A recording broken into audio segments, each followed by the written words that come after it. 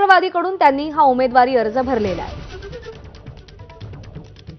राष्ट्रवादीने आपल्या उमेदवाराच्या नावाची घोषणा करून प्रफुल्ल पटेल यांच्या नावावरती शिक्कामोर्तब केलं आणि प्रफुल्ल पटेल यांनी राज्यसभेचा उमेदवारी अर्ज भरलेला आहे।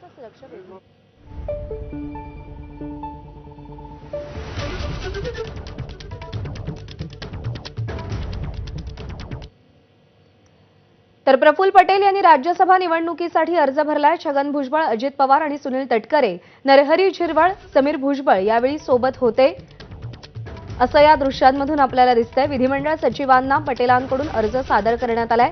तर मेधा कुलकर्णी सुद्धा अर्ज भरण्यासाठी निघालेल्या आहेत। मेधा कुलकर्णी या भाजपच्या उमेदवार आहेत।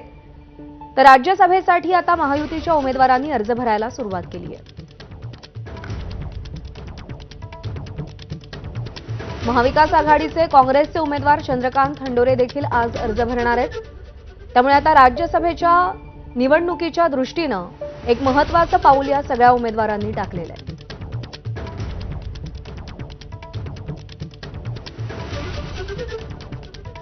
मेधा कुलकर्णी, डॉक्टर अजित गोपछडे आणि अशोक चव्हाण हे भाजपचे राज्यसभेचे उमेदवार आहेत। तर राष्ट्रवादीकडून प्रफुल्ल पटेल यांना राज्यसभेच्या रिंगणामध्ये उतरवलं गेलंय। मेधा कुलकर्णी या देखील आता अर्ज भरण्यासाठी रवाना होत आहेत। पक्षानं जी जबाबदारी दिली आहे ती आपण निष्ठेनं पार पाडू अशी भावना मेधा कुलकर्णी यांनी काल व्यक्त केली होती। आणि या बातमी